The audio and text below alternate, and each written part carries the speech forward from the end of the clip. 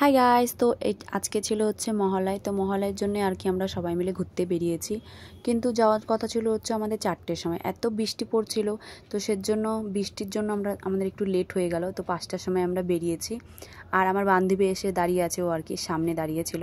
তো এইটুকু আর কি আমার দাদার গাড়িতেই যাব, তারপরে সামনে গিয়ে আমার বান্ধবীর গাড়িতে উঠবো। তো দেখো ফাইনালি হচ্ছে আমরা এখন সবাই মিলে যাচ্ছি পাহাড়ে।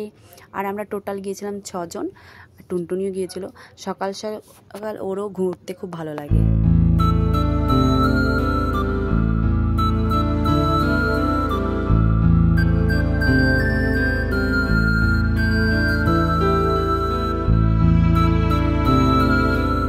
আর দেখো আমাদের ভয়ও লাগছিল যে বৃষ্টি যদি চলে আসে, আকাশটা যেভাবে কালো করে রয়েছে।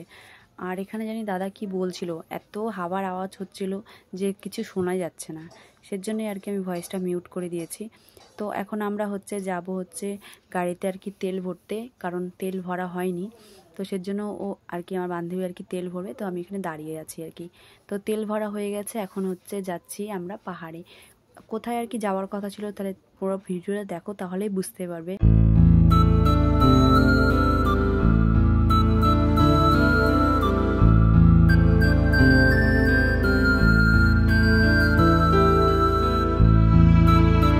তো দেখো এখানে আমরা একটু সবাই মিলে দাঁড়িয়েছি, একটু ফটো তুলবো, সেই জন্য তুলো পোজ দাও গাইস। এই যে ক্যামেরাম্যান, এই যে মেয়েদের।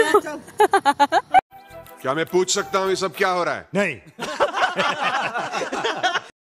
আর এইদিকে দেখো ওরা এখন ফটো তুলছে, তো এখানে আমিও ফটো তুলে নিচ্ছি, মানে সবাই মিলে আর কি ফটো তুলেছি, আমরা রিলসও বানিয়েছিলাম।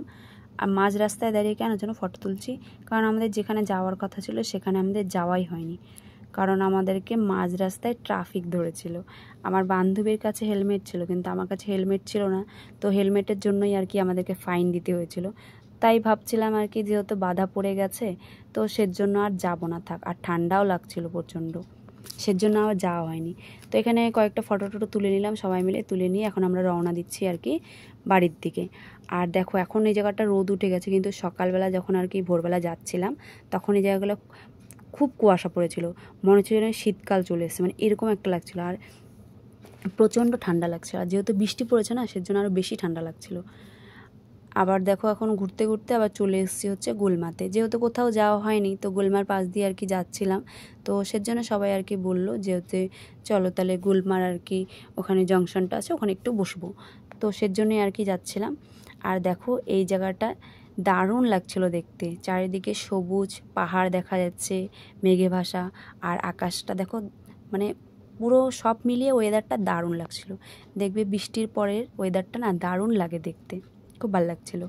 তো আমরা এখন দেখো চলে এসেছি, তো এখন গিয়ে আর কি ওখানটাতে গিয়ে একটু বসবো। আর টুনটুনির খিদে পেয়ে গেছিলো, তো টুনটুনির জন্য দুধ নিয়ে যাওয়া হয়েছিল আর কি। তো বৌদি বললো যে চলো তাহলে একটু বসি, গিয়ে তারপরে টুনটুনি একটু খাইয়ে দিবে আর কি। আর এখানে দেখো আমার বান্ধবী আর কি রিলস বানাচ্ছে, ওরা এখানে দুজনও ভিডিও বানাচ্ছিল।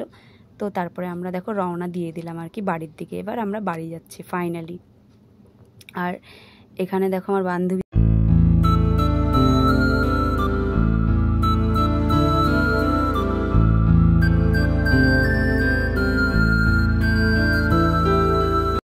তো দেখো এখন এখানে আমরা খেতে চলে এসেছি একটা মিষ্টির দোকানে, যেহেতু সকালে অনেক ভোরবেলা উঠেছি, তো সেজন্য সবার খিদে পেয়ে গেছে।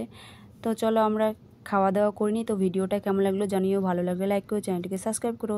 সবাই ভালো থেকো, দেখা হচ্ছে নেক্সট ব্লগে।